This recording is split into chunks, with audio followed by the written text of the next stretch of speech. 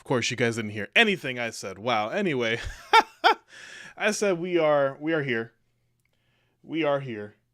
Where's the cast of the pod? How's it going, Latin? And welcome on in, Raphael. Well, anyway, as I said, it's just going to be me and Latin Luigi tonight. Matt might make an appearance. I still haven't heard back from him, but that's probably because he's at work, and unfortunately, my brother won't be joining us. But let's see. We are going to be doing a shorter podcast here today. Anyway, probably just about an hour or hour and a half or so, depending on how things go. And where is my thing?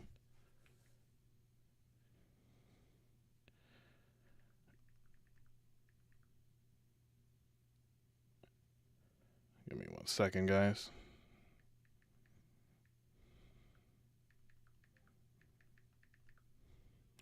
Yo, how's it going, Latin? How's it going? Welcome on in. I'm doing okay. I'm doing okay. Let me just get a couple of wee bits of things set up here so it's not so lonesome here. What? Oh, I thought you said something. I'm sorry. I thought you said something. The last thing that I want to do is to put Spotify on here and then to just have an ad play in the middle of us talking and stuff. That'll be embarrassing. Did someone else join? Oh, okay. So, yeah, Landon's welcome in. Hi, Landon. Okay, so I guess we got Landon here with us today, which is good. That's good. So, no need for Spotify then. No need for Spotify. What's up?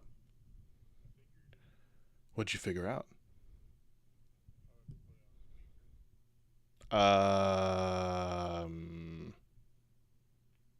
The call? Oh, okay. I'm assuming you're on your phone. Yeah, I figured. You sound crisp. But how are you guys doing today? Good, good, good.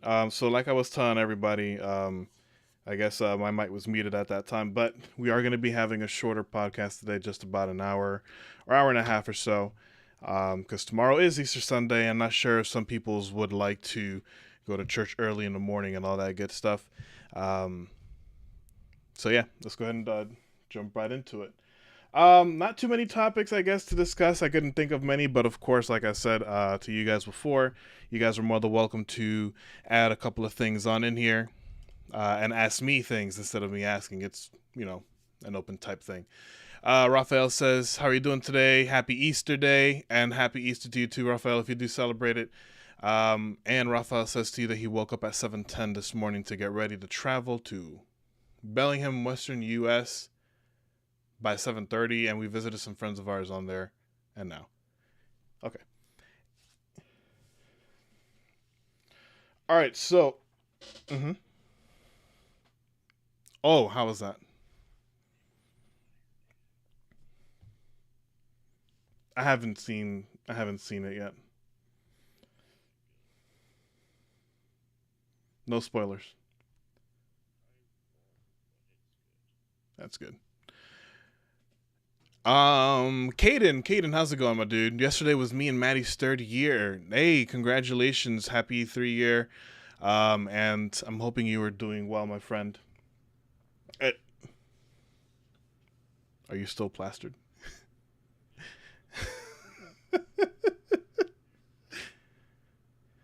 That's good. That is good. Um, all right, so for those of you, if you guys are joining in and are wondering what on earth we're doing here, it is something new. Um, this is the third episode, and we are able to speak freely, which means that no, there are no restrictions or anything of that nature. So, yeah. So, first topic that we're going to talk about would be worst jobs in the world. Not necessarily that you've worked, but worst jobs in general. Like, I don't know, scooping elephant poop or something. In your opinion, what would be the worst jobs in the world that a person can work? Apparently, they could only hear you. They can't hear us. I think I fixed it. I think I fixed it. Did you? Okay. Cool.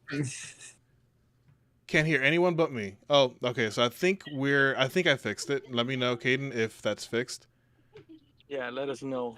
I'm talking now, so you could let us know because if I I, don't talk, then how I, are they li- supposed to know? I like potatoes. Okay. I like potatoes too. Potatoes are pretty good. They're The fried busted. kind. The fried kind, like the potato chips. Oh yeah. Sounds good. All right, perfect. Let's say that issue's resolved. So yeah, worst jobs. What are you guys' opinions on the worst jobs a person can work? That's a pretty tough question because I think a job being bad is subjective per person. But I think everyone would agree that anything having to do with waste is a pretty terrible job.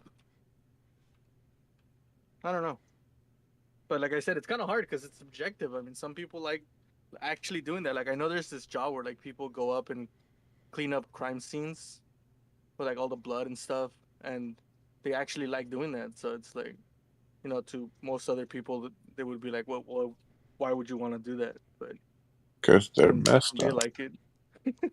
I actually personally don't think that would bother me too much. Like if I had to clean up a crime scene. Let me add Landon's name on here since he's joined us. Hot. Let's save. Perfect. Hello? Hello. Is that Mr. Matty himself? Yo. How's it going, Matt? How's it going? Welcome on in. Hoping you're doing well. I caught your message. You're a little busy, I figured, but so happy to have you joining us here. We were just discussing, I guess, worst jobs. Latin says that it's subjective. I don't know, dude. I get it. There's people that might like working that kind of stuff. I'm having a hard time picturing people liking having to stick their whole arm in the rear end of an elephant to clear that abscess out and have all of that splash all over them. Vets do it. What? Veterinarians. There's certain veterinarians that specialize in wildlife animals like that, and they actually enjoy taking care of elephants and lions and stuff, and they got to do that part of the job too. So I guess if they enjoy the job, they enjoy that part. I think the worst job is playing the role of... Nah, I won't say it. Say it. Talk. It's a free podcast. You can freely speak your mind, my dude. Playing Smoosh's wife. Damn, that's fucked up. More Smoosh. I should have him on one of these episodes one day.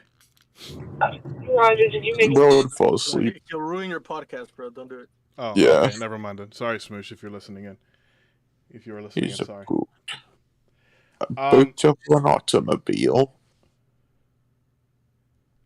But yeah, I don't know. I probably wouldn't do the elephant poop stuff. But then there's people who are, go all the way high and start cleaning very tall buildings. Dummy thick. Yeah, he's still. I've seen the TikToks of where the guys go up in skyscrapers and change the light bulb. I can't do it. Crazy. Yeah, I wouldn't be able to do that. See, to me, that's one of the worst jobs possible.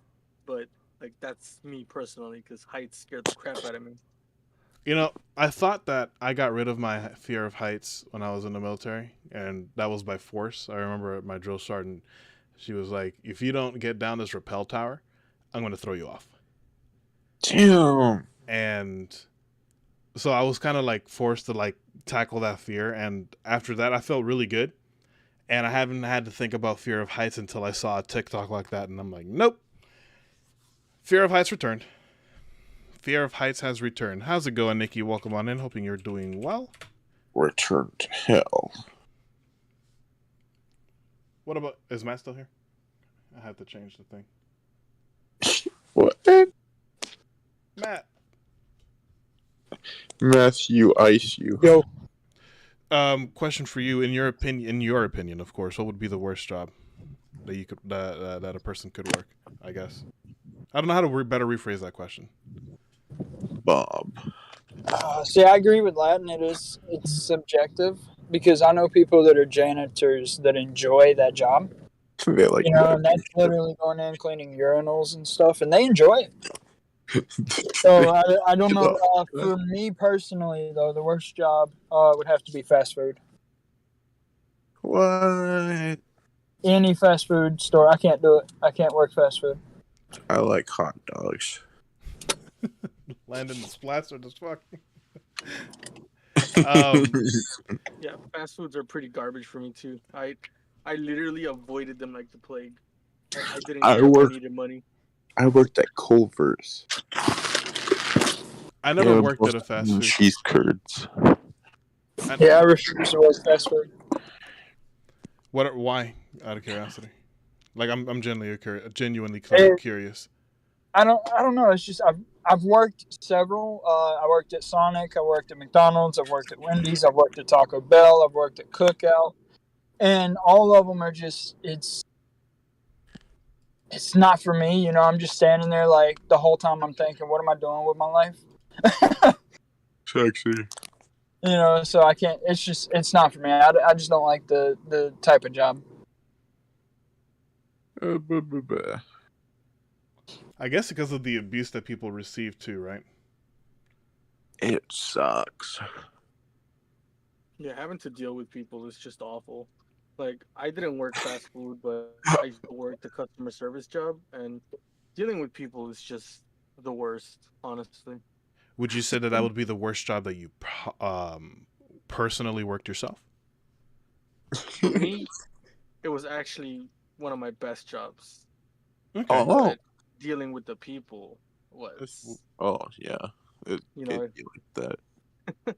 But honestly, if I could, and if I got paid like the same or more than I am now, I would go back. It was working at the Queen Mary was really fun. Okay. Some guy, I was giving somebody their food, and some other guy in another group, he comes over and he says, "Why are you breathing on our food?" And I'm like, "This isn't yours. This is someone else." And he got mad and left because I was breathing on his food. My manager turned to me and I said, "I'll make sure to hold my breath next time." And we laughed. That's awful. Nah, It's just people being entitled, bro. That's the Yeesh, man. Breathing on food. Caden says, worst job is a job you hate. You might think a job like shoveling poop would be bad, but that may be somebody's dream job. I guess. No, yeah, I get it.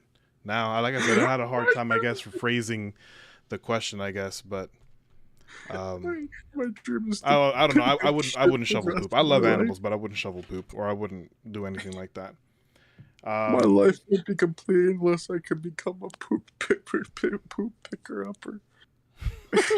Lana will be a napkin. It's my lifelong dream. Personally, I'm sorry. Go ahead. Oh, sorry. No, go ahead. I was gonna say that the chat's not coming up on the. It's screen, not. so. Yeah, it's not. I know it's not. It never does. I'd rather shovel poop, and than do it. Well, what? I'd rather shovel poop than do what I do 100%. McDonald's. Then do what I do 100%. Okay. Now I'm curious. What do you do? Who are you talking to? Caden, I'm reading the chat as it's coming up too. I don't know, dude. I mean, I don't know. Like personally, I've worked some shitty jobs. And I still wouldn't shovel poop. I'm sorry. That's me personally. I have no problem with poop. I mean, I have to pick up my dog's poop outside anyways. But in the yard, and then I have to clean my child's poop. I've been around poop, It doesn't really bother me anymore. So. Maybe. How? Nikki says, "How I never met a kid who said I want to pick up poop. I do believe there are people like that. No, I get it. You're right. Like I said, I guess I had a hard time phrasing the question. My dream is to one day play with a shoe. Play with a shoe. Man, you can Yes, do that right now, dude. sir. What are you waiting for? Love me like you do. You're gonna start singing that? Love me like you do. Touch me like you do. Guanako copyright strikes. Yeah, I sorry. sound just like Celine Dion. Then again, there are zookeepers in the Pittsburgh Zoo who have to clean elephant droppings. That's exactly the thing that I mentioned. Like, I get, like, I don't know. I just can't personally. Like, I just can't personally. I can't, have to stick my hand in, clean whatever's in there, just to clear the. I get it. It helps the animals out, and like I said, I'm a big animal lover, but I can't do it. Guanako hates elephants, confirmed. I love elephants. I just Elephant. I just don't want to, be in the way when the thing just start. You seen the TikToks, okay? You seen the TikToks. Caden says, I want to hurt myself every night. I'd rather do just about anything. I would rather spend time around animals picking up poop with a shovel in the outdoors with managers that weren't created in a lab to be void of human emotion. I'm void of human emotion sometimes. I like potatoes. And Landon likes potatoes. Now, on the I contrary, apologize if I'll hear the radio, by the way. I know we know where you're at work, and we appreciate you still taking the time to be here, my dude. Trust me, it means a lot. On the flip side, for you guys personally, what was the best job you've ever worked? I'm doing it right now. What did you have, bro? Okay. Between Culver's and Casey's, I'd probably say I like Culver's more. So what's Culver's? It's a Midwest fast food chain that sells burgers with farmer-made cheese from farms in the Midwest. And they make banging cheese curds, bro. Yo, farmer cheese comes from farms, bro? Oh my god. Yeah, daddy. Yeah. Whoa! We're gonna start that already? Yes, Yes, yeah, sir. it's whatever. Landon's plastered, and I'm having a little bit of a beverage here. Same, I'm getting there.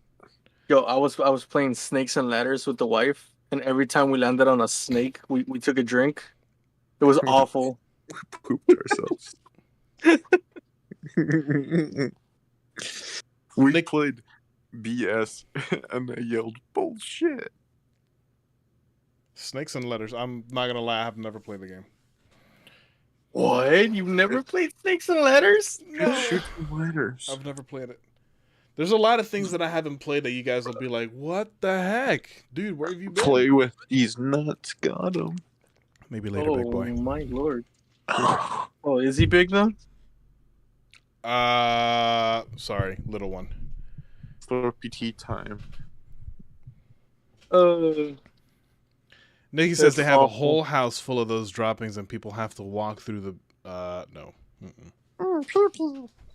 Nope. Sorry, couldn't be me. But Did you yeah. hear Elmo? I shitted and farted. Oh my god. I'm Landon's going crazy. I'm telling you, Landon's going to be the life of this podcast, all because he's plastered. Have you guys seen Drunk Landon before? I have. I've seen it. Have you happened to see the trailer for the movie The Northman? Yes, I have seen it, and yes, I'm going to watch it. I love Vikings. I like people. I like to Vikings. fart. What? I like people that like to fart. But we all fart. That's why I like all people.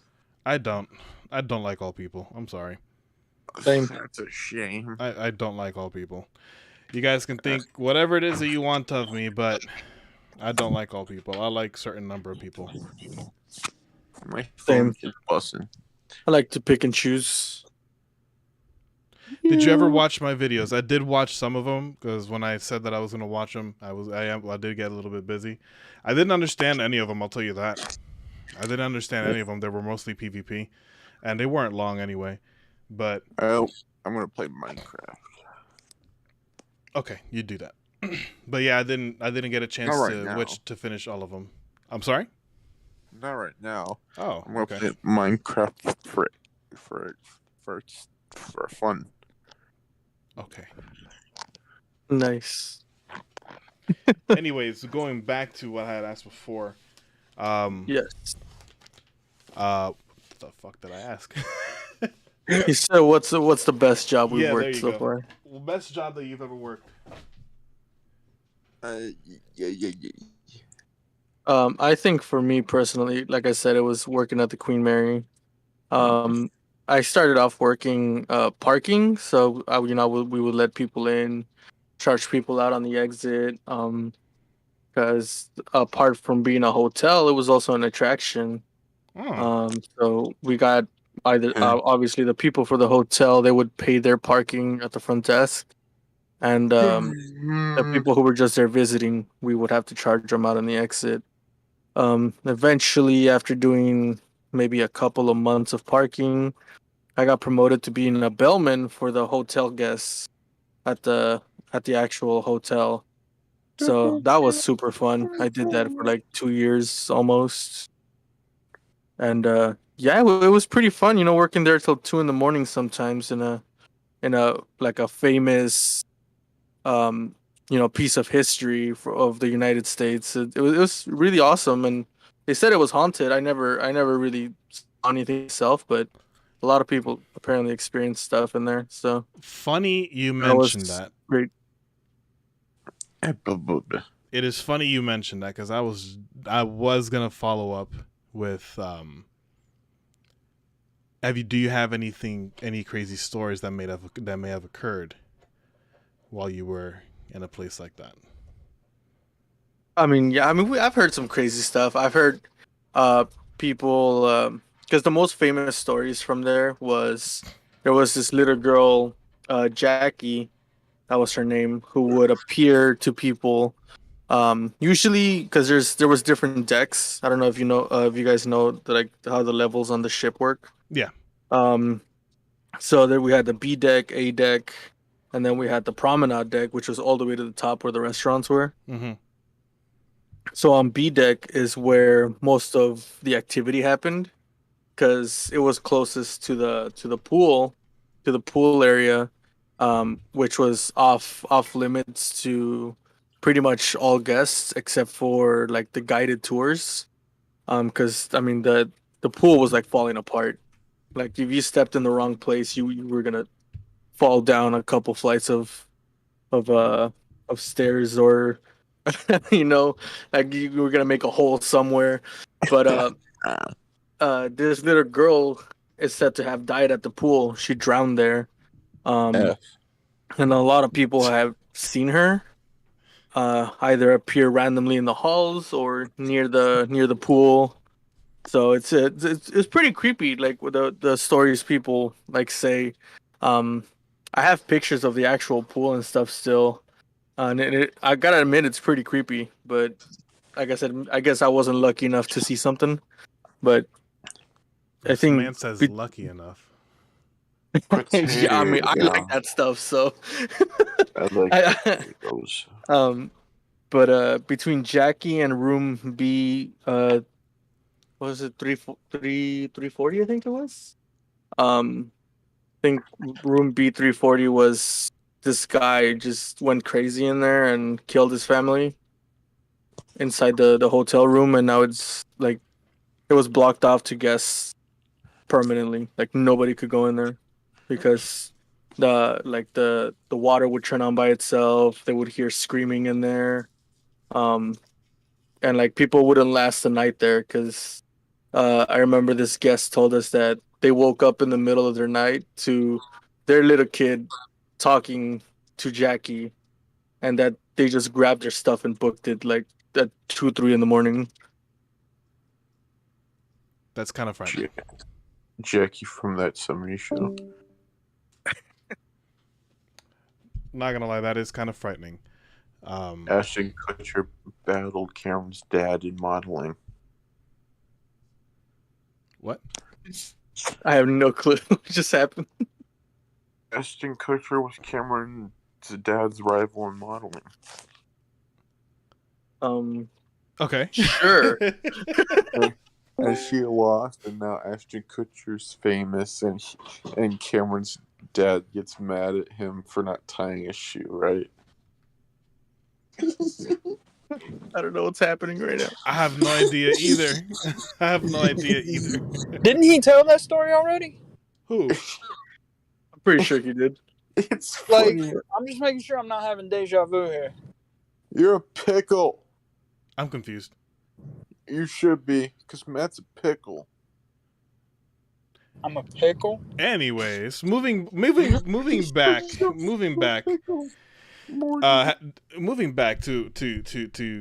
Latin. There, has anything happened to you? Anything weird? Outside the ship, yes. On the ship, I think the weirdest thing that happened to me on the ship was Balls. I felt someone following me. It was one of the times where I worked at 2 a.m. or till 2 a.m. We had a guest get there like at 1:30 or something like that. He got there super late to check in. And I helped him up with his bags and stuff. And walking down those halls with no one in them was Creepy. pretty unnerving. And I felt like I heard footsteps behind me.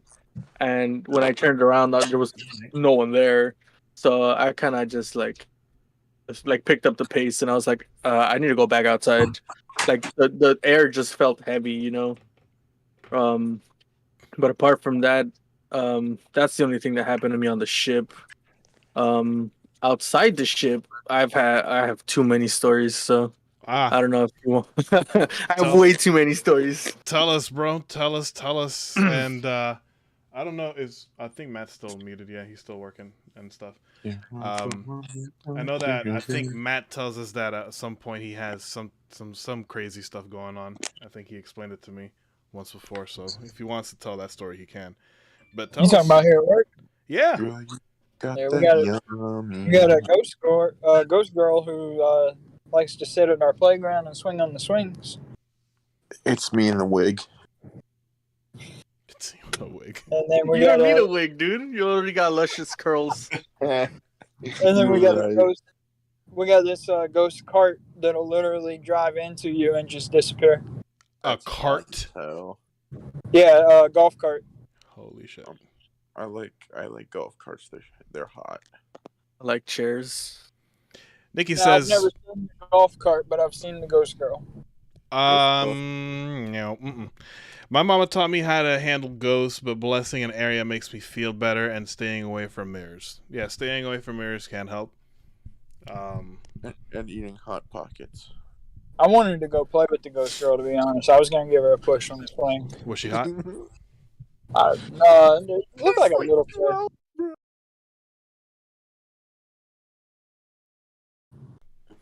Wait, hold on. How old is the ghost girl? That's something that we gotta know.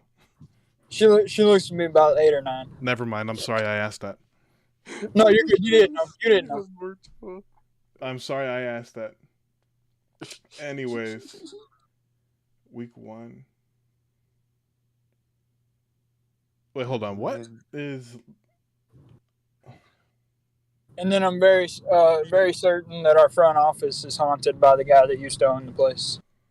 That's hot. That's sexy.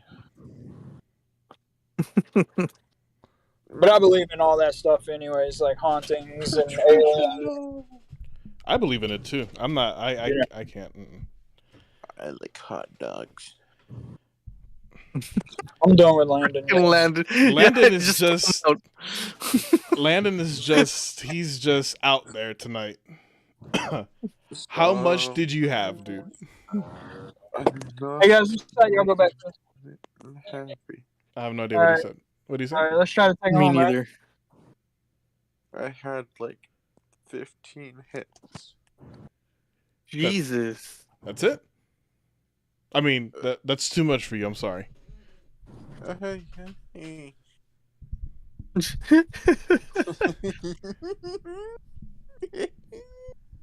Yo. This I wish I dude. could laugh like that. I'm not gonna lie. You killed Jinx. Let's go. Oh, he's hating on Jinx even when he's high. I know. That's how you know it's a real hate. Yeah. I like potatoes. But I guess going back to the ghosts. You're a ghost. I am a ghost. The earliest thing I remember, I remembered because of Nikki mentioning mirrors. Uh-oh. So I don't remember exactly what I saw because I mean it must have been this traumatizing that I don't remember. But I used to be like deadly scared of the mirror inside my room when I Me was too. like maybe 10, 12, something like that. And I would they would find me sitting in front of the mirror just crying. And it stopped when they removed the mirror from the room. I don't remember this. Like I don't remember. I remember kind of like gaining conscience after they would pull me away from the mirror, but I don't remember anything that happened between when I would enter the room and when they would make me regain conscience after they moved me away from the mirror. That You sounds would black like So- out? possession, bro. What happened? That sounds like a possession. Right? I'm pretty sure I was at one point. Honestly, like it. I don't even know how to like tell you guys. Like I don't know what I saw. That You I still have that mirror. It's just somewhere else. you you kind of got lucky that from the sounds of it, whatever is in the mirror is tied to the mirror itself and not to you. Yeah, that is because if it would have got attached to me, then I don't even know if I'd be here telling you guys this. When I was a young boy, my father took me into the city. Is he gonna be okay? He will be. He just needs some time. Are you genuinely worried, Matt? I'm just wanting to make sure he's okay. You got to remember that's like my thought process, you know. He said something. I'm Maybe gonna maybe DM he's you right now, Maddie. maybe what's up? I was telling Maddie I'm gonna DM him something. Uh-oh. Oh, Don't be talking bad about me now. Oh no, it's not. It's nothing about that. Oh. What was I gonna say? I think Landon's possessed with a happy spirit this evening. That's a good thing. Yeah. I Why'd you keep the mirror if you don't mind me asking? Because it was hot. I'm pretty sure it was my mother who didn't want to throw it away. So she just kind of took it out the room and she put it like in the facing towards the wall and the like hallway to our bathroom. And then like I just kind of forgot about it until I saw it again and I was just like I remember that. I'm like why do I remember that? Because you died. But I really don't know why she didn't throw it away to be honest. When you wish upon us. Nikki says our old apartment building used to be a prison and my mama got attacked by a red bearded man. He threw mama's preacher painting. That is scary. I like trains. I think for me, and I told you guys this, Latin and Matt. Yeah. I told you guys this. I think for me, and the earliest thing that I had happen to me was when I was a kid. I think I was about 5 years old. I used to live in a 2-bedroom house, 1 bathroom, and it was my childhood home. I still remember the address. It's seared in my brain, and it's in Fort Lauderdale, Wilton Manors, I think. And on the side of the house, in the bushes, I remember I would hear whispering. Whoa. I would hear whispering, and I woke up, and at the time, my mom and my dad had one room, and me, my sister, and my uncle slept in the other room. And I would hear whispering, and I looked out the window, and I saw a pair of piercing green eyes. And I remember staring at it, staring right back, and like everything, and then I remember staring at it for a while, and then I ended up screaming as a kid. Obviously, um, it turns out that it wasn't after me at all, because my uncle had some things, going on, I guess, which I later on witnessed. I think a couple of weeks or whatever, however amount of time later. But I think that was the earliest for me. That's crazy. Yeah, I still don't know what it was.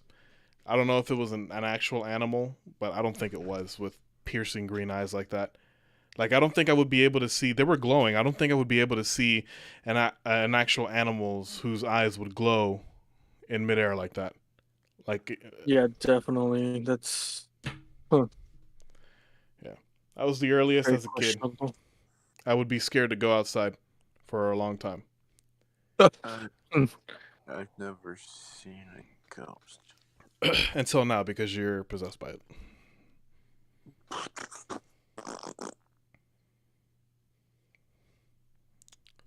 Is Matt still here? Did he leave? I think he did. Nikki No, he's still said, here. oh, okay. Nikki says she in turn blessed the apartment. As children, me and my sister and my nieces would be ghost hunters, a house we thought was haunted. Y'all are crazy. Hunting for a ghost. You're not going to catch me hunting for no ghost. I like Hot Pocket. I think one of the scariest things I ever experienced was we were in TJ in my aunt's house, and this house is like it's super haunted. They say they built the city on top of an old cemetery, The one you're in which now, is or in already TJ? in TJ, Okay. and that's just a recipe for disaster right there. Gengar. I saw Gengar all over the place, bro. That's why he's my favorite. TJ Gengar. And so that house is like super haunted. So to kind of give a backstory, so you guys could kind of imagine it. So it's three houses, very small. They're very narrow. Mm-hmm. So when you enter the house, it'll be the living room, and off to the right, divided by a wall, is like a super small kitchen. Then it's the living room, and then the stairs to go upstairs to two bedrooms and a bathroom. Like super tiny house, Yep. but it's just really long, right? It's like a hallway house or something. Yeah, I know exactly what you're talking about. We have those in El Salvador. Okay, perfect. I know exactly what you're talking about. So now put three of those together, where with the walls, like the left wall is like the right wall of the next house, right? So they have I forgot what you call those shared walls, I guess, right? So it's three houses at the bottom, and then they have a second floor, and then on top of that second floor, they have two more houses with two more floors. So it's like a really big building of six houses, two floors each, right? So, in those houses, you hear like on the bottom houses, you hear people moving furniture all throughout the day, like no matter what time it is. Um, and it's really weird because there's like, I think at the moment this happened, one of the houses there was no one living in it. Mm-hmm. And in the other houses, people would go to work, so there would be no one there. So all throughout the afternoon, at 3 in the morning, 5 in the morning, you name it, you could hear someone dragging something across the room. Ooh, nope. Mm-mm. And it was terrifying. And we're like, what's going on up there? Um, turns out we made a friend of someone who lived upstairs. So we went and spent the night at their house. And when you're up there, you don't hear any of that. But you do hear marbles. Like you hear little kids playing with marbles. Were there So kids or no? no. Fuck. That's the problem. There weren't. But the scariest part that I think what made us sure that this were like supernatural events was that you could hear the marble roll from one house across to the other through the shared wall. So it would be impossible for that marble to cross that wall because there's a wall there. But you could hear it rolling, and you could follow the sound all the way across the houses through the middle. And that one of the nights that we stayed up on one of the upper houses, you could hear the little marble fall down the stairs from the second floor to the first floor. So you would hear it roll and then hit the step, roll, hit the step, roll, hit the step, and like you could hear it go all the way down. And it was like terrifying, but you wouldn't be able. The only time you hear the dragging of like furniture or whatever is when you're in the bottom houses, and all three houses say they hear it. So we know it's not just like one person that's crazy. Like we all hear it. And that friend that we have upstairs, he always told us that the last house to all the way to the left, on the top house, there was this girl ghost, and we didn't believe him. We're like, nah, like you're full, you're full of crap. Like there's no girl ghost. And for the longest time, I never believed him until one day we were playing outside in like the patio area between all three of the houses, and we were playing kind of like I guess just throwing the ball at each other. And when they threw the ball at me, I kind of missed the ball because they threw it too high, and so I walked over to pick it up, and that feeling when you could feel when someone's staring at you. Yep. Mm-hmm. I'm sure you guys have felt that before, and Yep. it's a horrible feeling, honestly. Shit's scary. I felt that. I like when I went to go pick up the ball, I felt someone staring at me, and I'm just like, what's going on? So I turned back around to my family that I was playing with, and I see them all staring up at one of the houses. My family, they're all looking up when I turn around. So I'm like, what's going on? So I turn around to look up, and there's this little girl in that apartment, and she's staring down at us play. She's like staring at us play, right? And we're like, I wave at her. I'm like, hey, like, you want to come play? and she just keeps staring. So we're like, okay, well, maybe she wants to come play, and like no one, her parents don't let her or something, right? So whatever. We kept playing. I checked back maybe a couple minutes later. She wasn't there anymore. The whole day passed, and now it's nighttime. And we're all sitting close by to that house, and we're just talking like how we're doing right now, just shooting the shit. Yeah. And I look over to the house, and I'm like, hey guys, I'm like, isn't that the little girl that was like staring at us earlier in the day? So they all turn around, and they're like, yeah, that's her. But then I'm like, wait, why does she look weird? And when we kind of like focused on her, like, cause she was kind of far, you could see through her. Right? Like you could see who she was, but you could see the wall behind her. And that's when I was just like, I just felt like cold rush from like the top of my head all the way down.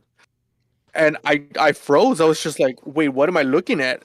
I'm like, what is this? Um and then she disappears in front of her eyes. She turned into like this little spiral tornado of like white mist and just disappeared. And then we saw that same spiral, but then it went backwards and she formed again. And there she was again. And she did this like 3 times, like back to back, where she would just disappear and then she would appear. And then she'd disappear and she would appear again. And after like the second time, I kind of came to. I'm like, wait, I wanna see this up close. So I ran down towards the patio to be like right under her, and she disappeared. She like gone for good. Like she never came back. And I remember my sister started crying. The neighbor was just like, nope, like screw this, and she like ran, who the hell knows where. And it was honestly the first time I've ever seen like a full body apparition, and it was like a combination of being ecstatic and being terrified. It was awful. I've never seen it. That is scary. How old were you? I was around 16, Oh wow! I So you believe. weren't even a kid. You were a young teen. Yeah,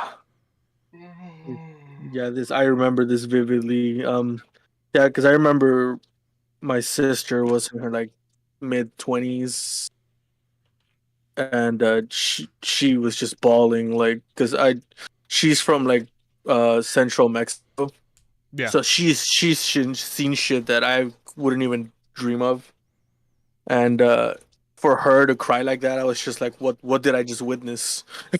Like what just happened? That's some intense stuff. Dio de los Muertos. Yeah. You right. We got Obnoxious in the chat saying hi, how you doing? I did respond to you guys saying welcome, welcome right in the thing. I didn't want to interrupt our friend Latin while he was talking. Nikki says she's tired and she's gonna go. So just acknowledging that. Thank you for coming on in and hanging out with us Yes. for a bit. Sorry, I went on a long rant. Hey, no, it's good. It's all fine. It's all good. I like scary stories. Like I like scary stories. I just I don't like them happening for real. Like I don't like witnessing them as they unfold. You know what I'm saying? Yeah. Yeah, but I like hearing about them. It's interesting and whatnot. But nah. Yeah. Terrifyingly enough, I think that little girl is the one that started following me around. Oh shit. I showed you the picture of it. Yeah. So that's yeah, I just started seeing her everywhere after that. And Does she still appear?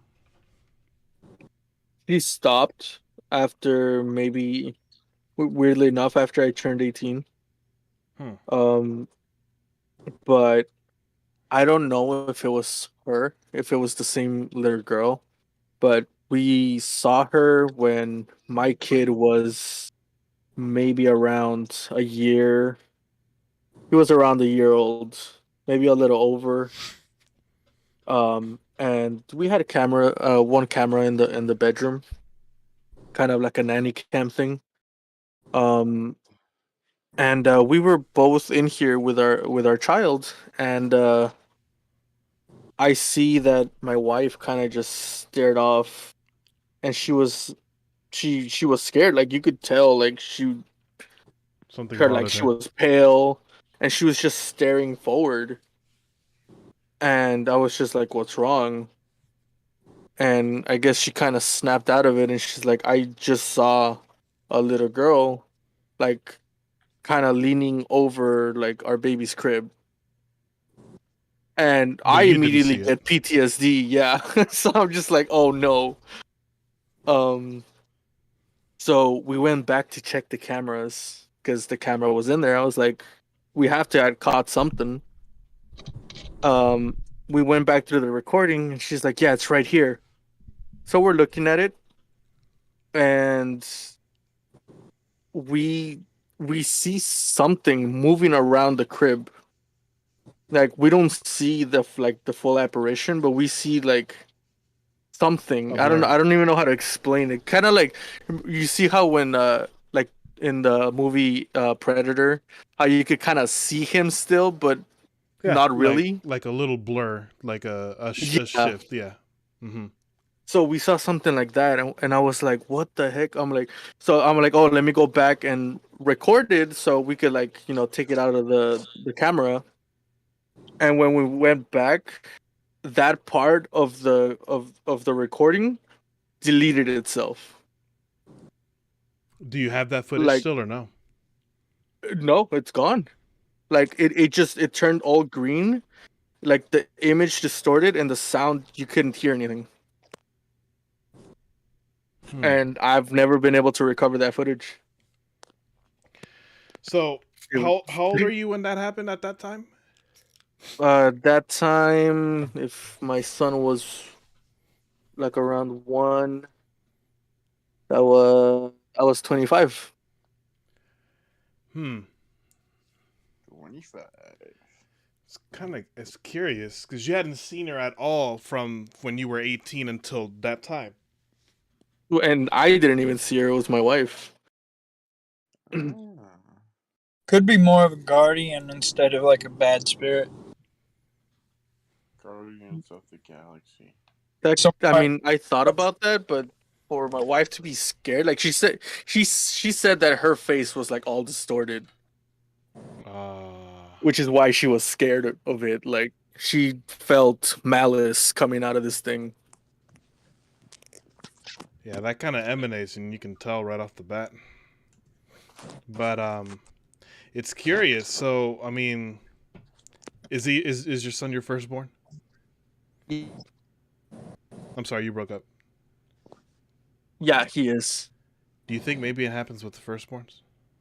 Maybe. Um, this is another really long story, but yes, in short, I do believe this because all of our firstborns from our family have had really bad experiences. And I think it has a lot to do that my grandma was a witch, and she used to be a witch that delved in black magic. And towards the end of her life, she switched to white magic, and I know they don't take kindly to that. So I don't know if my family's cursed. From what we've seen, most of our firstborn children, they do suffer quite a bit, but not to the point where like someone dies or something. It's but we do go through like a lot. Um, for me, I don't know. For me, it's different. I'm like the third born, and I'm still going through shit. So I don't know what's going on there, but um, yeah, he's my What firstborn, so I think that has a lot to do with it. What about your older sibling? If you did they go through some hard stuff? Oh, definitely. My sister, who is technically my the firstborn of my mother, she's seen stuff like I don't know if you guys are familiar with La Llorona. Yep, I've know it. Um, I'm the firstborn of my family. I know it. yeah, so she's seen La Llorona like up close. Shit. She's seen like little duendes. Um, she's what else did she see? I know she got followed around by like this entity that had a horse face. It was like it was a girl, the body of a girl with a white dress, but she had a horse face. Like Calyrex. Like Calyrex, exactly. I think she's streaming right now. We can go. Well, we can't. We can't. Yeah, no, we don't go there. That's interesting. I know of La Llorona. I believe I may have heard her at one point because it's a pretty famous urban legend. You know, not just in Mexico and whatnot. I mean, El Salvador, we got it too. I heard some crazy stuff when I was there, dude. Like, I remember when I was younger, I would visit my my grandmother, right? Mhm. And she would tell us, she would tell us, come inside, don't go out at a certain time. And this is when we lived in the country. Like they lived in the country. So no urban areas or anything like that. And obviously when when in the country, when it gets dark, it gets fucking dark. Oh yeah. So, I didn't sneak out and whatnot. Okay, I guess I did. But I didn't sneak out and go anywhere. I didn't go far. Like I just stepped outside of the house. It was one of those times where I couldn't breathe because of of my allergies with my nose and stuff. Like it got really cloggy, and I had to step outside because it was just too hot inside the little house. Stepped out, and I walked around for a little bit. I didn't go far. I walked around a little bit to get a little bit of fresh air, and faintly I heard crying. Right? I heard crying. I heard wailing, and I didn't go to it. I wasn't stupid. I did not go to it because it's call me selfish, but if I was 14, I guess. It was on vacation. I guess I was 14. I don't care. At 14 years old, I was a pretty tall guy, could handle myself and whatnot. But I had enough self-preservation to where I don't care if you're in danger. Like I'm gonna take care of me first. Like in that situation, it's dark in the woods. I'm not gonna go crying. I'm not gonna go run into you if I hear you wailing or screaming or whatever. I'm going right back inside. Yeah. And that's exactly what I did. I went back inside. I shut the door, and for a half hour, I didn't hear the crying or the wailing. I didn't hear it, and then I heard it again, and it was as if it was right outside the little house. It wasn't wailing. It was just like sniffling and crying, and I would hear it, and I woke up my sister, and my sister said that I hear it too. But then when we woke up my mom and my dad, they're like, I don't hear anything. And it was like that. We couldn't go right back to sleep. But I heard the wailing from at a distance. And when I got in, I didn't hear it from there, but then I heard the wailing as if it was right outside the little house.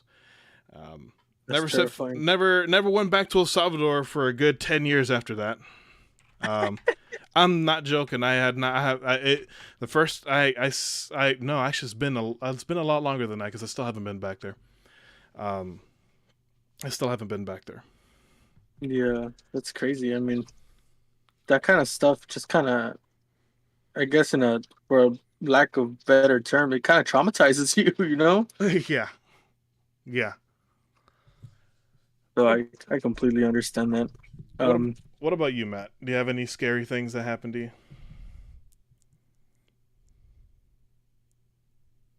It's still there. He's probably working. It's all good if he is. Yeah. We'll cycle back. I think Landon's still here. Are you still plastered, dude? He died. Yep. I guess. I guess he's in his own little world. Anyway. There he is. Wait, who? Landon. Oh, Landon. You have anything scary that happened to you, dude? Not really. And he's one of the lucky ones. Facts. That's His laugh. He's like, That's great. Yeah, your story reminded me of another one that my mom told me that happened to her. Tell us. Yeah, shit was crazy. I remember this is one of the ones where, like, when she told me, I was legit scared. I couldn't go to sleep that night. And I don't know if it was just me or like the realism of like this legit happened to my mom. Like I don't see a reason for her to lie to me about this. It made it all too real, and I think it traumatized me a little bit. So she told me that where she lived back in the country in her little town, it was a town so small you could go across town from like border to border Mm-hmm. within 2-3 hours. Okay. So it was a super small town. Um, so she said that for a while, for some reason, they had I think they had just had a fight with some ladies in the market or something, and ever since then, every night at 3 in the morning, they would hear uh, a wolf howl, Ooh. but she would hear the wolf howl at one edge of town instantly in front of her door, and in the next second it was at the other end of the city of the town, and this was like in a matter of seconds. But hold up. She would hear it on one end, and she would hear it in a matter of seconds on the other side of town? At one end, then it would howl in front of her door, like the door to their house, and then it would go from there to the other end of the town. So it would teleport it, I guess, to like 3 places, and then after that, it would just go away. And that this happened night after night, and until one day, my mom's dad just decided, like, this is enough, because it wasn't just her hearing it. Um, so he grabbed a shotgun, and he was like, you know what, screw this. So they timed it. They heard the first howl, and they're like, all right, this guy's gonna come here. So as soon as I guess they calculated that second howl, they like burst open the door and just started shooting. And the next day, it didn't happen. But then when they went back to the market, the people that they had a fought with weren't there anymore. The people that they had a what with? That they had a fight with before this thing started happening. Okay. They were gone. Okay. Like, they weren't there anymore, and nobody knew where they went. Like, they just kind of disappeared. And it was kind of like, why? Like, what the heck? Why? Like, how does that happen? Like, Are they still gone? yeah, like, nobody knows what happened to them. At least she doesn't. When she moved away from there, I mean, obviously she's never gone back. Right. I wouldn't either. Yeah, no, and it was that one, and then there was a time where my grandpa used to get like really sick, and they never knew why. Like, my grandma wouldn't know what was happening. Is this the same grandma that practiced? Yes. Okay. So she wouldn't know what was happening, but one day they noticed that every time my grandpa felt sick, there was a crow outside. Oh shit. Okay. And so my grandma was like, after she caught on, she grabbed a rock and she threw it at the crow. The rock hit the crow in the wing, so it kind of like it flew away, but it was kind of like bouncing up and down, like couldn't really fly too well. And then that the next day they found this guy who the day before didn't have a cast on his arm. He had this cast on his arm, saying that he got hurt on the same wing, or on the same side where my grandma hit the crow's wing. What do you think he was? An animagus? I think he was a shapeshifter for sure. Holy shit. And that they didn't realize that until they messed the crow up. And then the next day, it so happens that this guy is also hurt in the same side. Like, it was too much of a coincidence. So yeah, from what I've heard, my mom has been through some shit.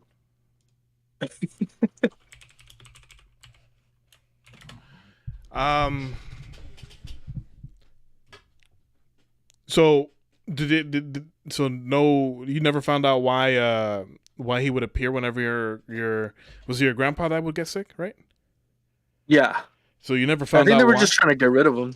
Oh my goodness gracious. Yeah, I just don't think because my grandpa was a police officer of the town, so I I would guess a lot of his beefs came from that. But from what I've heard from my mom, he was like the nicest guy. Um, so I don't know. I'm pretty sure they were just trying to hurt him.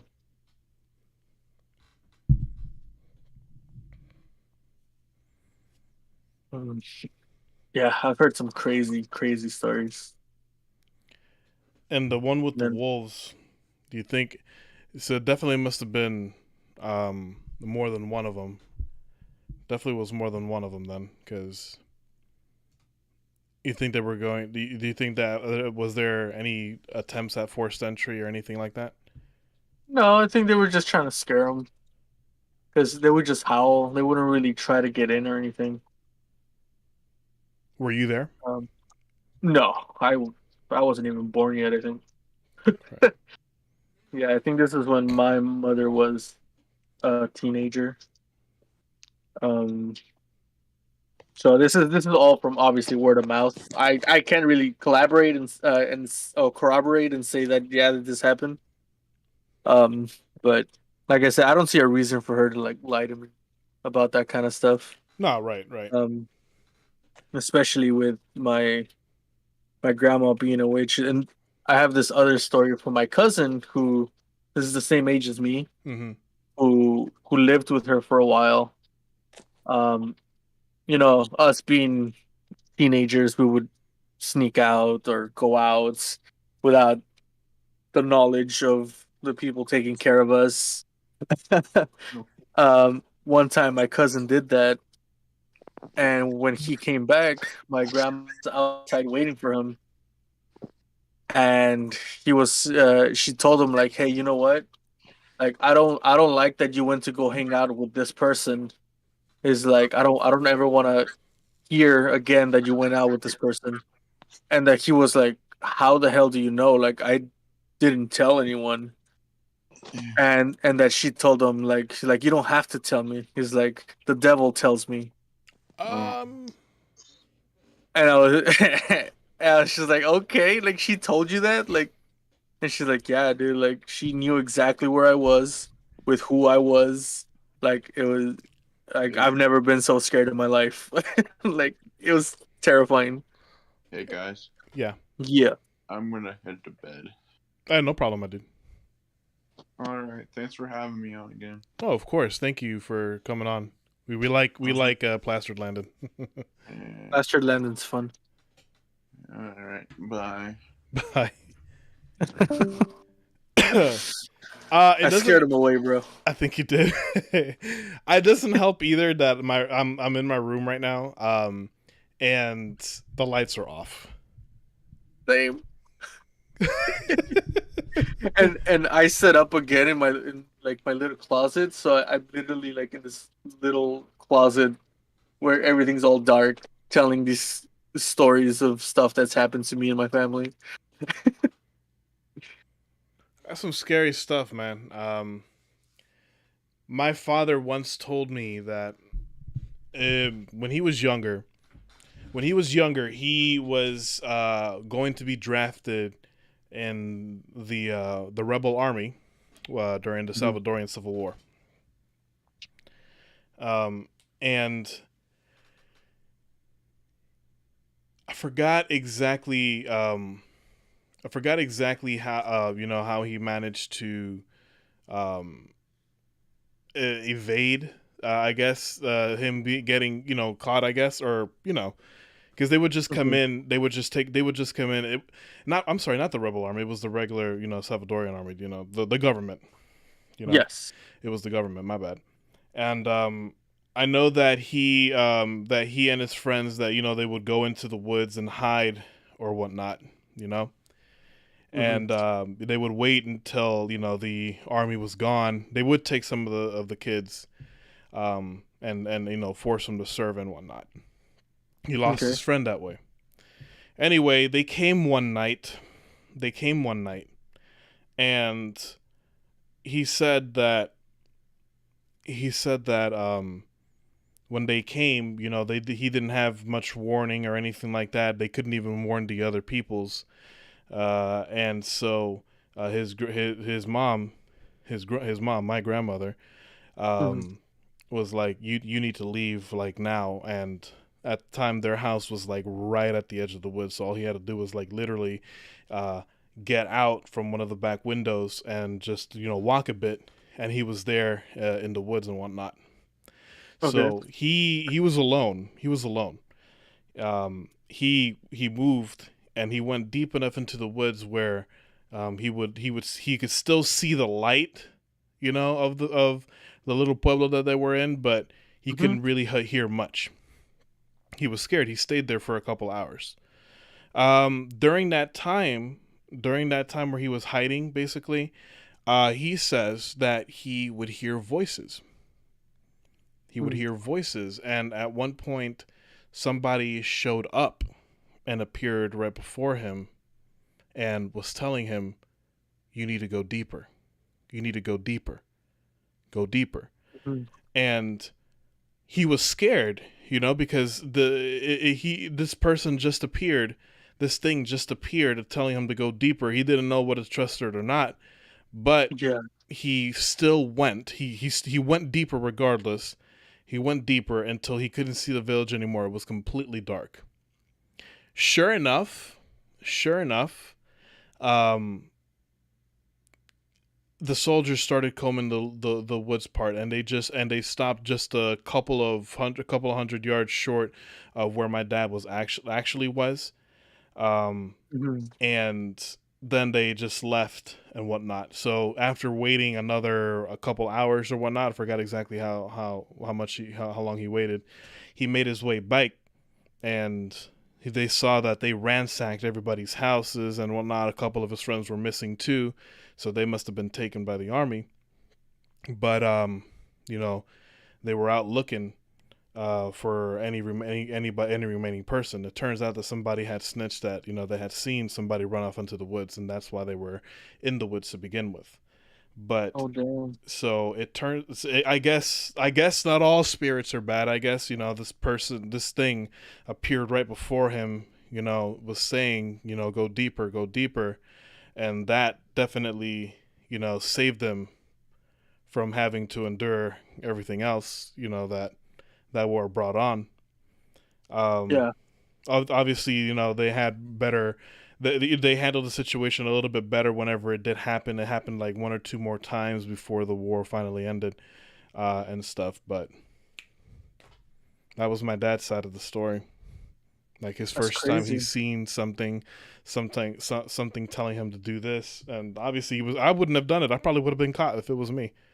But he was crazy because I wouldn't have done it. I would have been caught.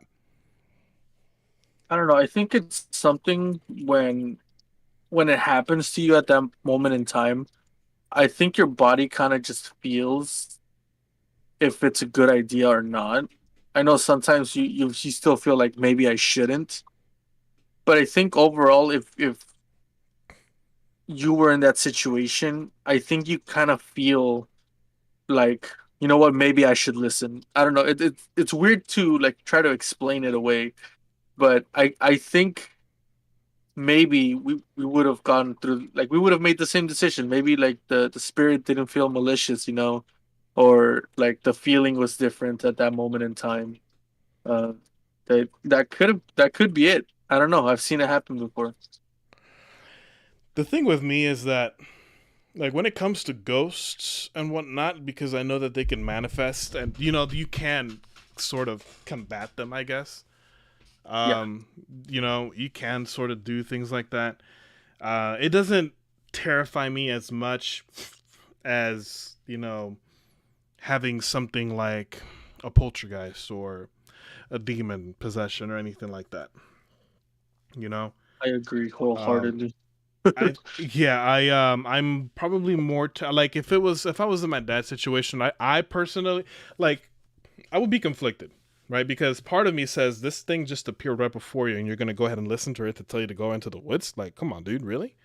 On the other hand, Me personally, I'm kind of devoid of emotion. Like if something happens to me, I'm like, okay, I mean, my time came, you know? Yeah. I'm not afraid of death.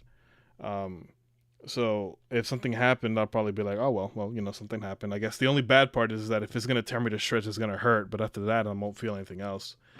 But anyway,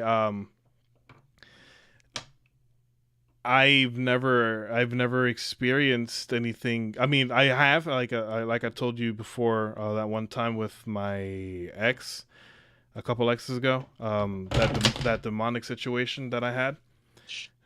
You good? like dropping stuff. What's up? I'm like, were you dropping stuff or something?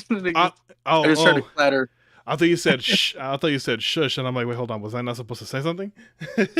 No, my little Vicks thing fell from my little shelf, and I was just playing. Okay. I was just playing around with it. Like the other situation that I had involving all of that stuff was with my ex. I told you already. I'm just gonna go ahead and say it. In the brief synopsis of it. Yeah, for sure. I had a situation where I lived with this girl at the time who had a kid. She had a kid. And the kid, children are very, they're perceptive to these things too. Animals and kids are very perceptive of these things, more so than we adults are. So she would cry and she would spend all of her, and this would happen before I even was with her. She told me, oh yeah, every single night she would cry like around 2-3 in the morning, and she would just come here for comfort and whatnot. Mm-hmm. Well, one night I decided to see what was going on and whatnot, and I'm a fan of I wasn't even thinking anything demonic at that point. I just thought that she raised her to want to go to bed, and I personally wasn't with it. Like, I'm like, you know what, you're not going to be 10 years old asking to come sleep with your mom or dad. You're going to sleep in your own bed. And I thought, and I talked to her about it, and she's like, yeah, you can try. Yeah, I mean, I'm not doing anything bad to her, but I do agree that she is at the age where she should learn to sleep by herself consistently and whatnot. Mm-hmm. So when it happened one night, I she started crying, she started coming in, and I'm like, what's wrong? I see him. I want to sleep with mommy. And I'm like, what do you see? Because then I started getting a little worried. So when she couldn't say, she's like, oh no, he's gone now. It's just I want to sleep with mommy. So I'm like, okay. So I tell her, come with me, and I'm grab her little hand and we're walking to the bedroom, but I stop short because right at not out, like inside her room, like standing in the doorway, was a tall figure with a hat, like a wide brimmed hat. Mm-hmm. And when I saw that, because I saw it. When I saw it, and I'm like, oh, okay, you know what? It's probably best that you sleep with us tonight. It's probably best that you sleep with us tonight. And I couldn't really sleep. I closed the door. I did my own little thing, and I'm like, you know what? Let me just put salt here and whatnot. Yeah. And just to stay the night. I was superstitious like that. And understandably so. Yeah, so I mean, I saw it, and I put salt on the door, and I'm like, okay, we're going to bed. Woke up, and I would see burn marks. I would see burn marks on her side of the bed. On my side of the bed, it would just be, the clean white wall and whatnot, nothing, nothing. And when I look over at her side, there were scorch marks. Where my girlfriend at that time she would sleep. Mm-hmm. And for a good bit, I thought that it was tied to the kid. And then after some time, I spoke to a friend of mine who, who believes a little bit more. He deals with certain things, and he was like, you have a specific kind of aura. And whatnot. This was before I was like, okay, I don't know what the fucking aura is. And he was like, He was like, "Oh, you have a white and gold aura and whatnot," and basically was explaining that there's something, you're right now, as of right now, you're protected. It's probably why you don't feel anything right now, but I do want to visit one day if it's okay. I brought him over to the house.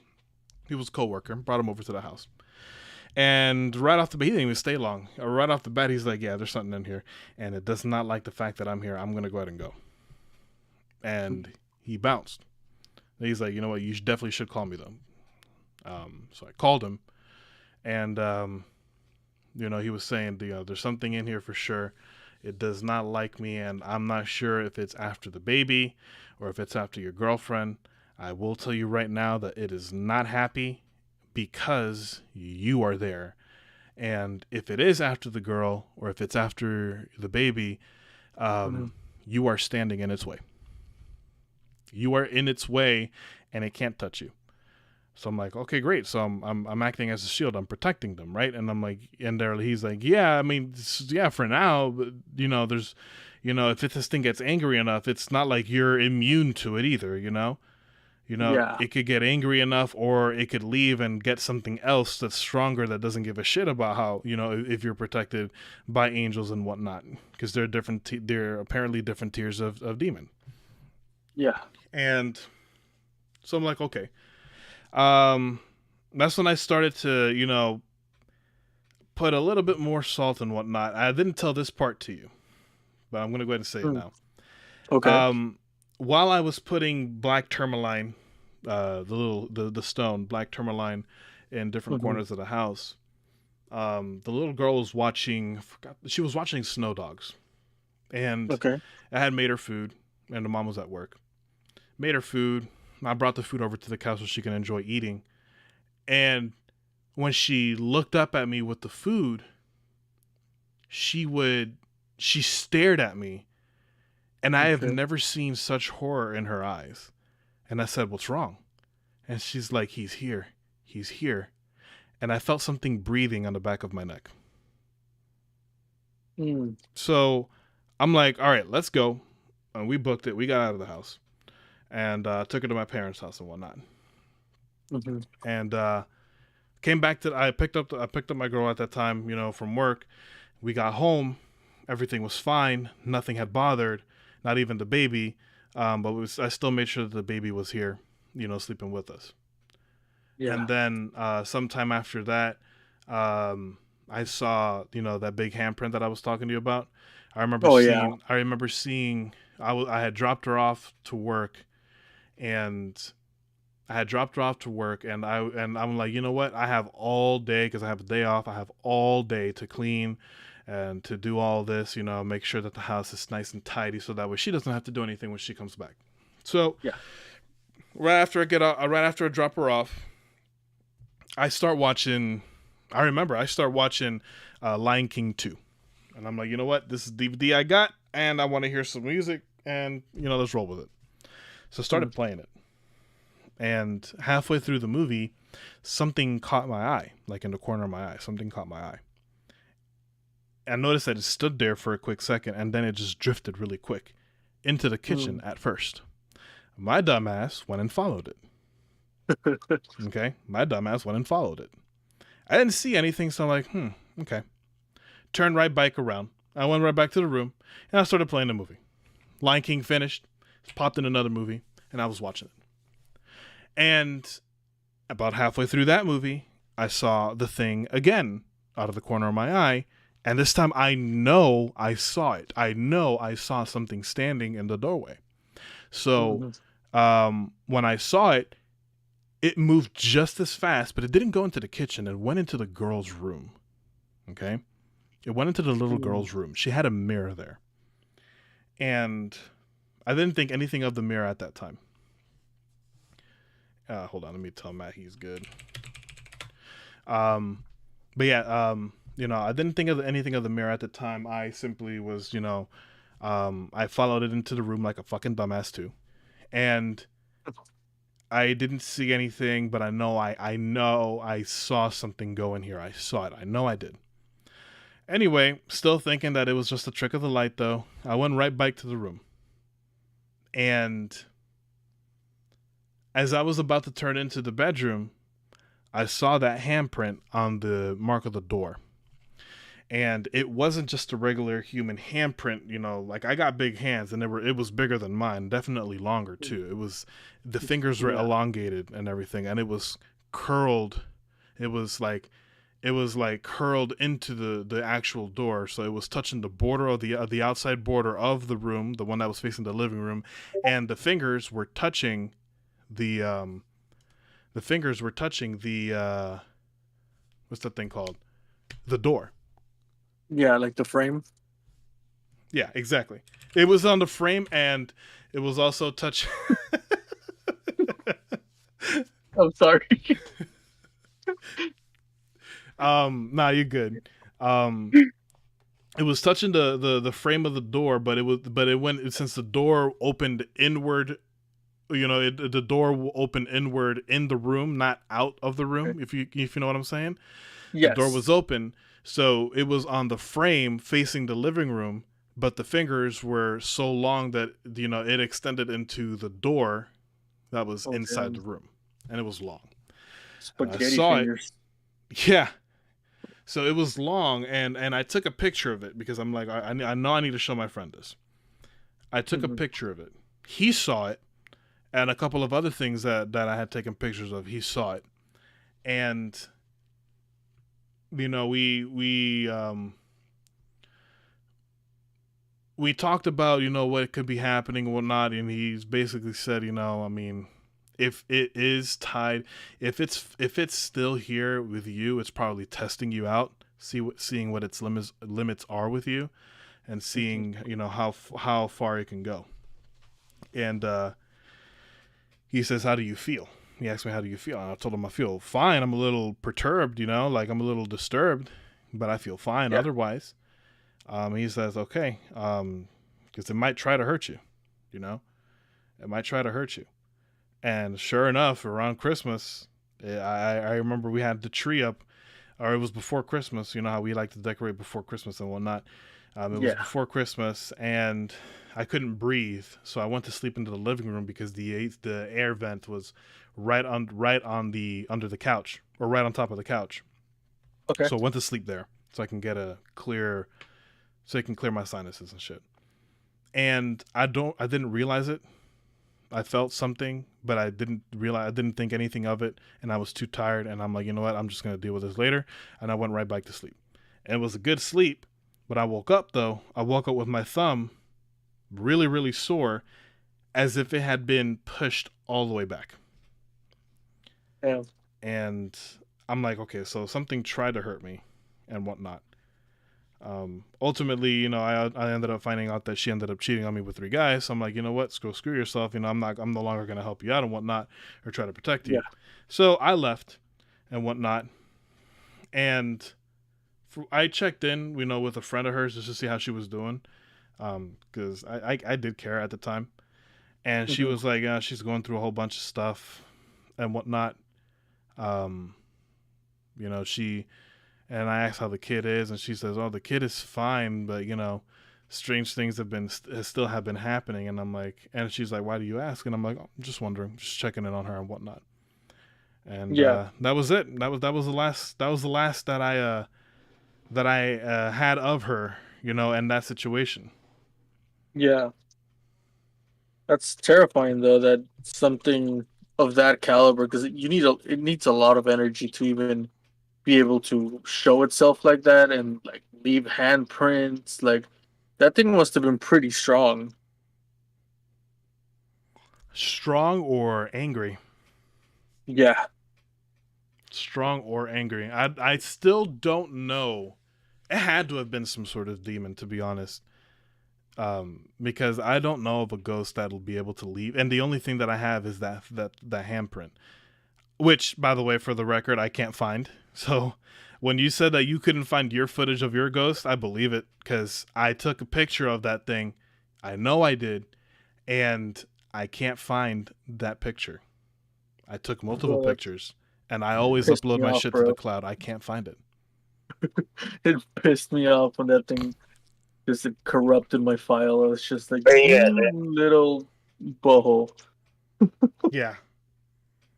But no, you're right. It had to have either a massive amount of energy, to manifest itself like that, or it must have been a very, very angry.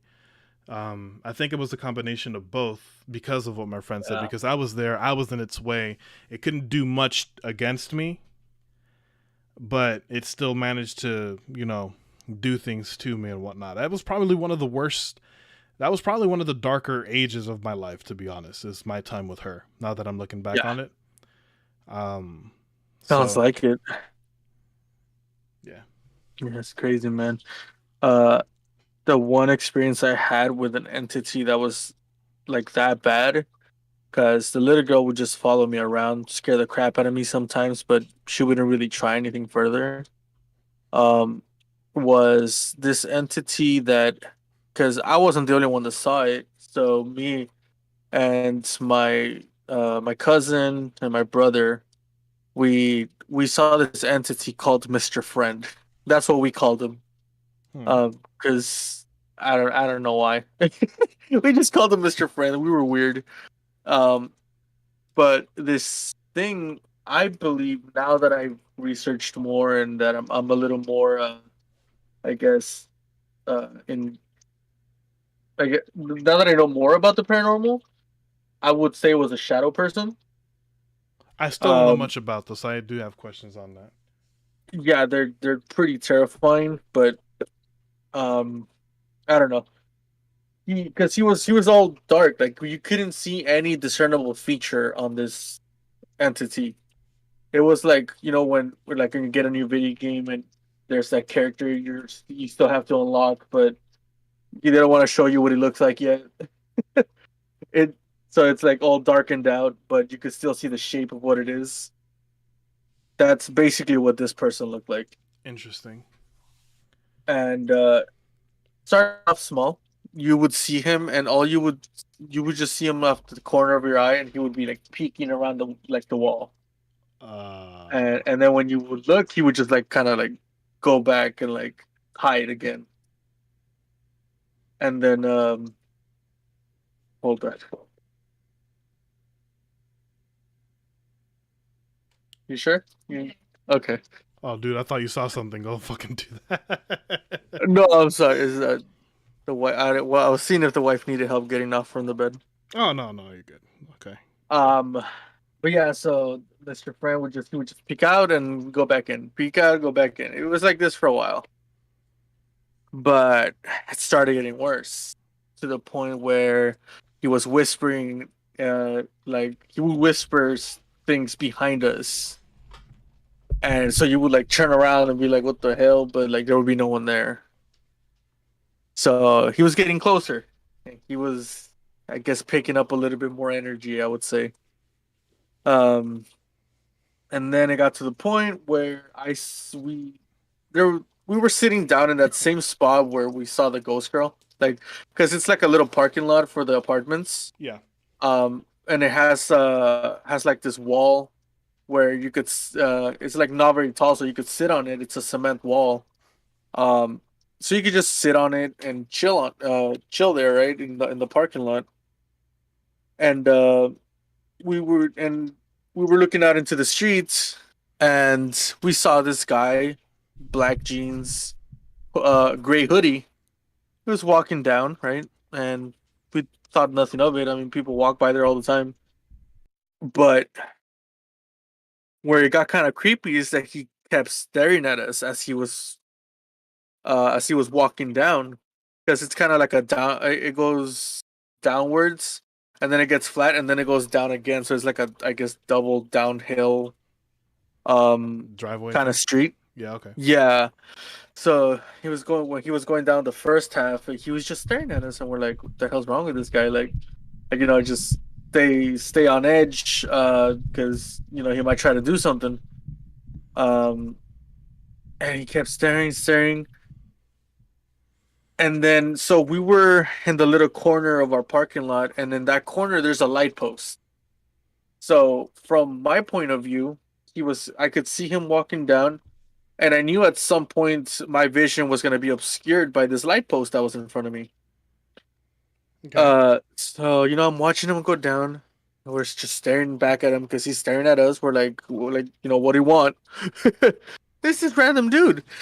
And he, towards the end, when he's about to be obscured by the light post, he turns again, but this time his eyes light up. Ah, shit.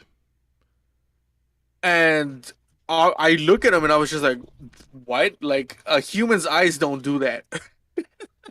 First of all, so I was just like, I was getting a little creeped out. Did it light up white?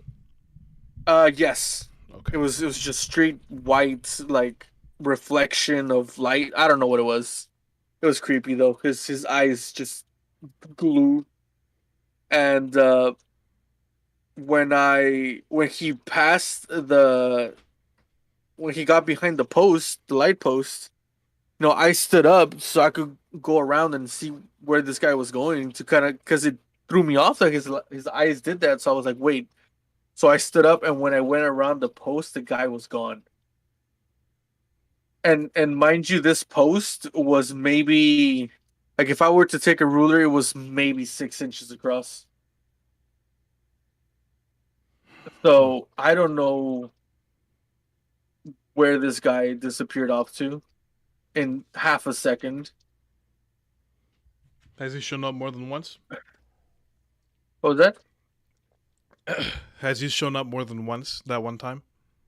That it was just that one time where he kind of, that was like full body like apparition, like, I guess, like, where, because we still couldn't see his face inside the hoodie. It was a But hoodie, so it wasn't even a hat. Okay. no, it was a hoodie. Yeah, so I don't know. Like, that was the only time he actually did something like that. But obviously, after he disappeared behind the post, we're just like, we're out of here. We went back inside the house. You never saw him again. Not like that. But he did. He still messing with us because there was at one point where he started acting more like a poltergeist. So one time we were watching TV, and when you throw away the box of the cereal, so you just kind of like wrap the cereal, the bag. Yeah. You kind of like roll it down, and you put something like a clip to like hold it. Yeah. Mm-hmm.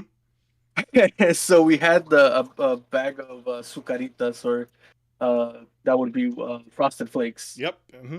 No. Right. So, and we had it off in this little counter, and we were all watching TV, and out of nowhere, like, we start hearing the crunch, right, of like the bag, and we're like, at first, we kind of turn off the volume. We're like, what is that noise? Like, what the hell's going on? And we keep hearing the bag, the crunch of the bag. So we turn around, and we see the bag. The clip had flown off, and the bag was slowly just unrolling itself. Which, I guess, that's fine. That could be perfectly, that could Normal. happen if the clip wasn't on there correctly. It comes off and the bag rolls up. Mm-hmm. Cool, whatever. We were just like, what the heck? But then, when the bag reached all the way to the top, it opened like if somebody was gonna reach their hand in there. The bag just goes, opens, and we're staring at it like, what's going on? And then it flies off the table, and just Frosted Flakes fly everywhere in the house. Like if somebody just like smacked it off of the counter. And my sister stands up and she's like, "Get the hell out of our house!" Like, she just starts cussing this thing out. Did it leave? Cause, yeah, to leave, to like, get the hell out, stop bothering us. Bad words in Spanish, things I don't want to say. But it was crazy that now this thing had evolved enough to the point where it was throwing shit at us, Um, and then it got so bad that one night we were all sleeping in the same room because, back at that time we didn't have any beds, so we would just sleep on the floor, like laid on top of layers of blankets. Yeah. Mm-hmm. So we were chilling in the same room. It was four of us. It was me, my brother, my sister, and our little cousin.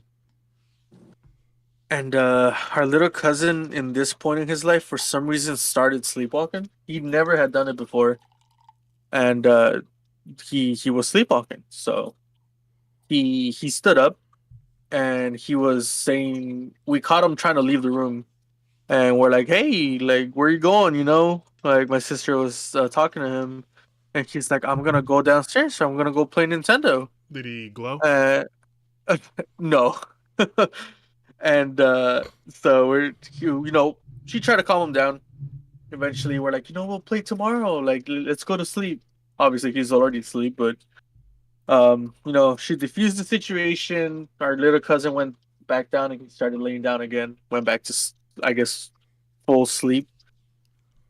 And then the door to the room just slides open by itself.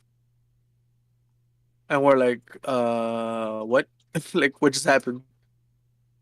We close the door. And 5 minutes later, the door opens by itself again. And we're like, okay, this is getting kind of scary. Like, yo, you need to chill. It got to the point where my brother was in front of the door because it would open every few minutes. It would just try to open again. It got to the point, like, it's so funny to me now, but at the moment I was terrified. But he was literally like wrestling this thing to see who would like, he was trying to open it and my brother was trying to keep the door closed. But he was like struggling, like whatever was on the other side was strong. And so they were having like this little battle of like my brother trying to hold the door closed and whatever this thing on the other side trying to open it. And he wrestled it for like a good 2-3 minutes. And then it stopped. And it didn't open back up again for like a while. And then it was like 4 a.m. because we couldn't sleep. The door opens again, and so we're scared shitless. We're like, oh, here we go again. But then it was my uncle that just walked in to see if we were asleep. Oh, shit. And we were just like, you freaking asshole. Like, you scared the crap out of us. I bet he scared the shit out of y'all. Oh, yeah. That's funny. You got anything scary, Matt? I wish I did. I don't have anything. Not in our caliber. It doesn't even have to be ghost stories. It could be something that you may have seen or heard that happened. I can tell you some prison stories. Tell us. You never know, because prisons be prime. Prisons they're on a whole nother level, bro. Yeah, it's nothing to do with hauntings. Just people attacking each other. No, tell us, because that's still scary. Bro, we had so we get a call for the mental health spot, right? I'm not going to name names or anything like that, obviously, for legal reasons. But we had a call to mental health lockdown, and we're told one of the inmates had attacked his roommate. So we open the cell, we go in there to check what happened. And dude used a razor blade connected to a toothbrush. And literally, I mean, you've seen Freddy Krueger, right? Yeah. Yeah. It literally looked like Freddy Krueger got a hold of this guy. Oh, shit. And we're rushing, we're locking down the other inmate. He's already in lockdown, but we got to do more, take him to a single cell lockdown. Move all his stuff, and we're dealing with the inmate that's like bleeding out right in front of us. So we're trying to get him up to the nurses who can take care of him. We're putting like what we've got that we can use on our person to hold the blood in and everything like that. And it was rough. You could see literally the color just like fading from this guy as the clock ticked. You know what I mean? And we're trying to figure out how to get him to the front because we go to lift him and he slips out of our hands because he's so freaking, bloodied up. And finally, we get a gurney. The nurses come rushing down. We was basically going to try to meet them halfway. The nurses come running down from the nurses section, the hospital wing, I guess you could call it.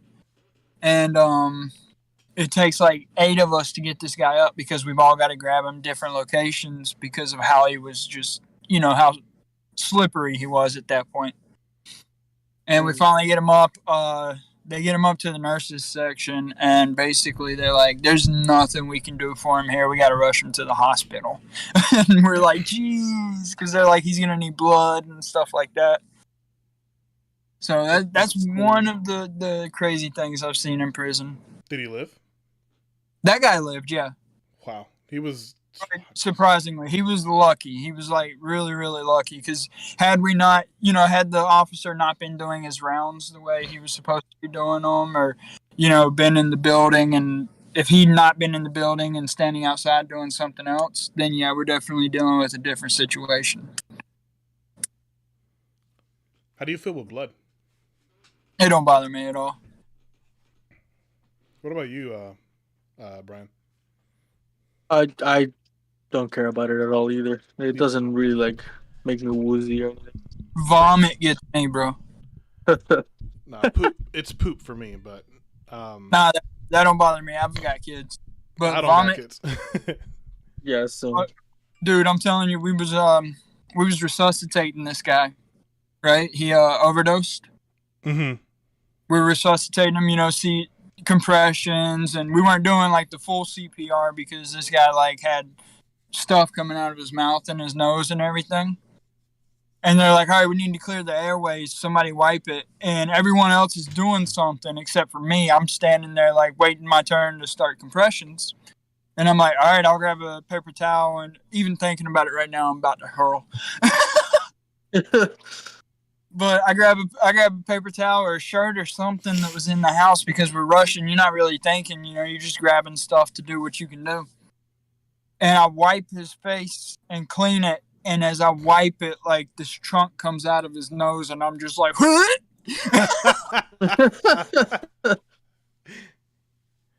And I looked at the guy after we were done. I looked at the other officer. I looked him dead in the face. I said, dude, you about caught chunks on the side of your face because I was about to go.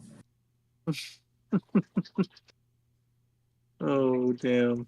Like, I could deal with people bleeding out, but you start with that other stuff, and I'm out. I'm done. That guy lived, too. And I'm surprised because he, how everybody's like, oh, he turned blue, right? Yeah. Yeah. This guy turned to dark purple, bro. Wow. Like, I've never seen anything like that. He was like a dark purple, he wasn't breathing. Like I said, he had chunks coming out of his nose or whatever, and it was awful. Damn. Also saw a dildo that same night. Did you use it? No, we were we were laughing about it because we went in, we saved the guy, and we're doing the compressions, and the freaking the dildo is right beside the guy's head, and we're sitting there like, do we move it or do we just leave it there? We weren't sure what to do with it because we were like, if they need it. So we just kind of left it there, So the whole time, like the, EMS shows up and they start helping us out and they take over the scene. And the whole time the thing's just sitting there beside the guy's head. That's funny. One of the greatest things I've ever witnessed, honestly.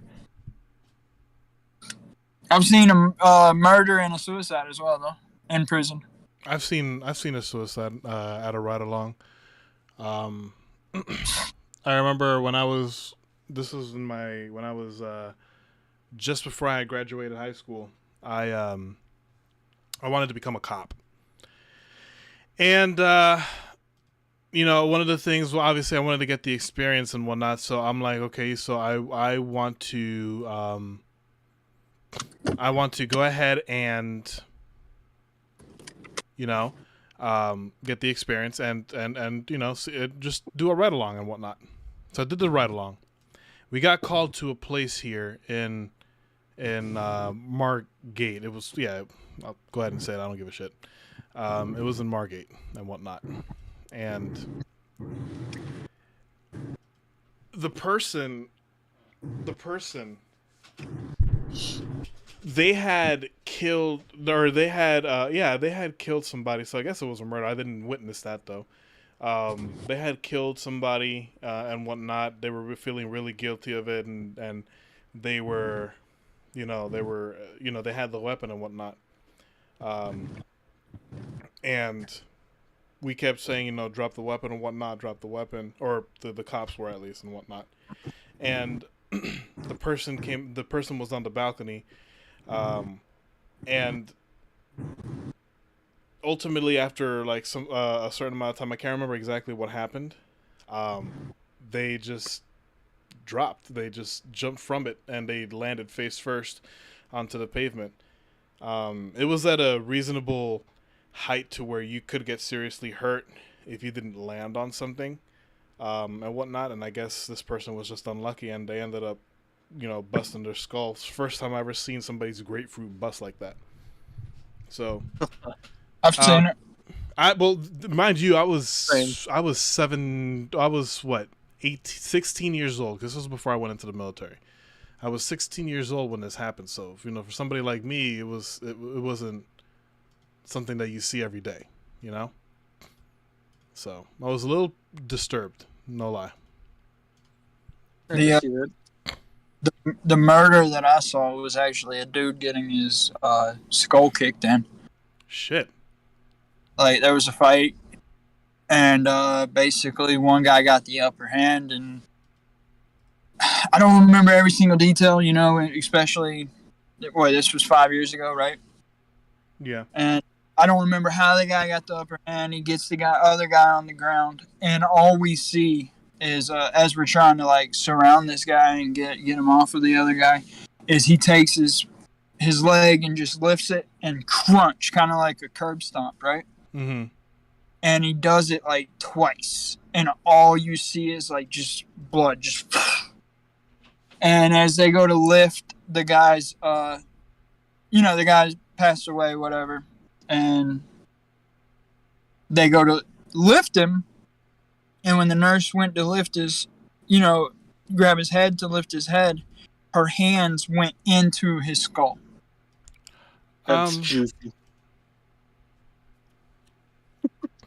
Yeah, that's definitely something. So I've seen that, and then people wonder why I'm so messed up. Yeah. Prison's a good place, people. Don't go. All right, I'll go. There's my PSA for the day. I've been there. Done that. I'm just kidding. I've never been to a prison. Huh? I've got the T-shirt, quite literally. Nice. But I don't think I've ever been to a prison, ever. I've been inside 3 prisons in my life, and I've been inside 2 jails, and only one time was I the one behind bars. Damn. Rippy dippy. Question: You're in on the West Coast, right, Brian? Yeah. Question for you: You've seen the show Sons of Anarchy, right? Yes. How accurate is it when it comes to the prisons? Like I said, I personally haven't gone, but I've heard stories, and I mean, obviously, I know you haven't gone, but from stories, from what you've heard and whatnot. I mean, I think it's obviously it's a little exaggerated, but it's not too far off. To be honest, it's not too far off of how prisons are over here. Super overcrowded, so they don't have any choice but to put people in the same freaking cell. So sometimes it just doesn't end up well. Most of the times it doesn't end up well. Yeah, I've heard some some pretty horrible stories of people just not making it out, not being able to serve their sentences just because they pissed the wrong person off, or yeah, and they get beat to death, uh, amongst worse things. I've heard people who become that person on purpose just to make it out alive. Yeah, that's what I heard. Yeah, That is so what I heard.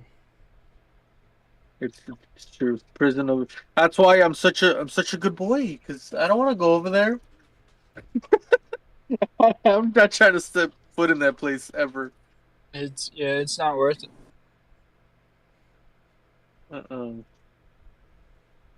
don't play with it no more.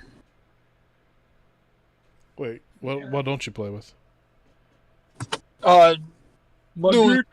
Doing stuff illegally. Oh, okay, that stuff. Okay. I play with that. Oh, I'm about to say, I hope so. I'm just kidding. Twice a week, every week. There you go. Let's go. Let's go. If you don't get your immune system boosted your normal way, this is your auxiliary way. I like it. I'm for it. Gotta do it. It's like right in front of everyone with a sniper pointing at us. Jesus. No. Like, good times. This man said good times. No. I had a job I used to do it at. Huh? I had a job I used to do it at.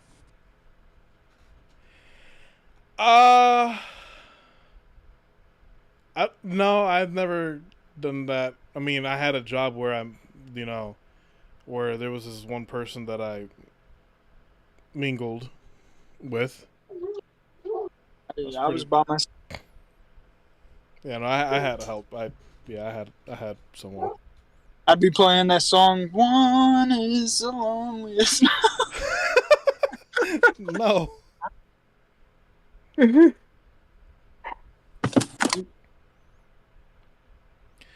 But we did hit the 2-hour mark, and I do want to go ahead and keep these at least a maximum of 2 hours. So we did hit the 2-hour mark, guys. Everybody in chat, thank you guys so much for coming on out. We are going to go ahead and I believe next week we may not have a podcast simply because I know that I have a prior commitment on Friday. We might have to move it Saturday like we did this week. But of course, pay attention to the community tabs, and we will keep you guys posted. Brian, Matt, if you guys are able to hang out a bit, you can. That's cool. But I am going to go ahead and end the podcast now. If you guys haven't already, make sure you hit the thumbs up, make it turn blue, and subscribe if you haven't for more of these. We are normally going to have these every Friday. That being said, do wish you guys to have a good night, and goodbye. Bye.